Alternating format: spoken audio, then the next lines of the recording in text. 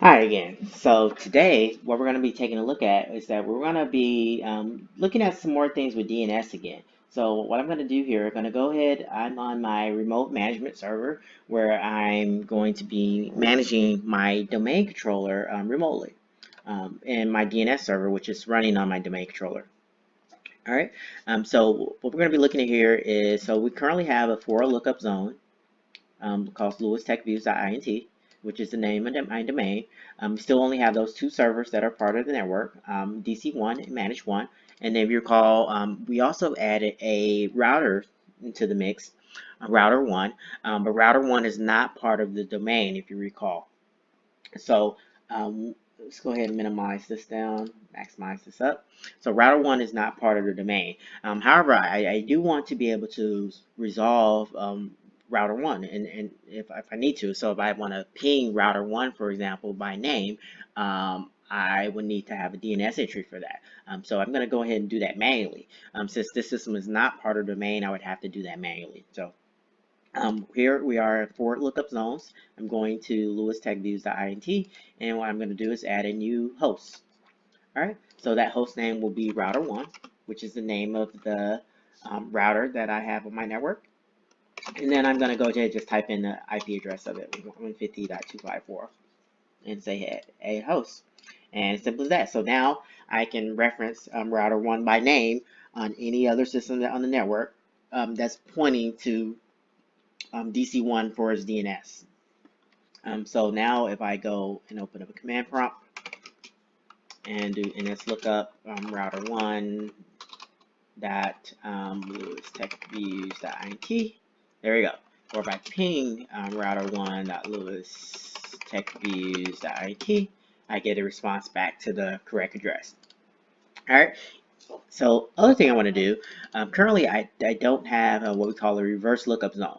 So just to recap, or really not recap, just kind of first time mentioning this, but so forward lookup zones, that's going from the name, the friendly name, to the IP address. And the reverse lookup would be going from the IP address to the friendly name. So I want to actually enable some reverse lookup for this particular network and for the IP addresses within this authoritative scope. So what I do, I'm going to right click on reverse lookup zone, click on new zone, and just give me a little friendly wizard, kind of tells me a little bit about what I'm about to do. I'm going to go ahead and click next. So what I'm going to create is what we call a primary zone. So this zone will be authoritative on this server, and it can be updated directly on this server as well. And then I'm also going to leave this checkbox checked here where store the zone in Active Directory. So as I add additional domain controllers to this environment, they will also inherit this zone so that it'll get distributed in multiple places. So I'll leave that checked. We'll go ahead and say next. And then you have a few options here if you want to distribute this zone to all domain controllers in the forest, all domain controllers in the domain.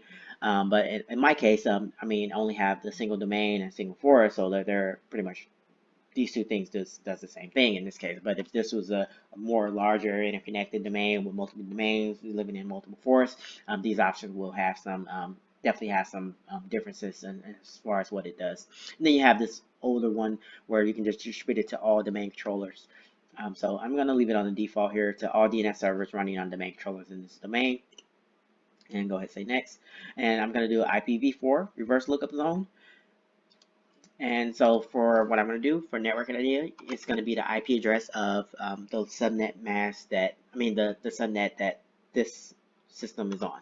So 168.150.150. So it doesn't have to be that, but that's what I'm creating for the purpose of this. It can be any zone that you wanted to host. But the purpose of this is going to be this 150. I'm going to hit say next. And so for this, you can have it do allow only secure dynamic updates. So that means like systems that are joined into the domain, they will be able to automatically update their DNS records and things like that securely. As if they're receiving a DHCP address, for example, as that IP address changes, they can be able to update DNS with the correct record. Or you can allow both non-secure and secure dynamic updates. I actually won't do that one. I'll just leave it as secure dynamic updates only. Or you can just like not allow dynamic updates at all, and then everything would just have to be manually managed. So I want a little bit of automation, let the clients figure those things out. So I'll leave on the first option there. Go ahead and say next and say finish. All right, so now I have this new zone here. So right now there's nothing currently registered or anything like that right now.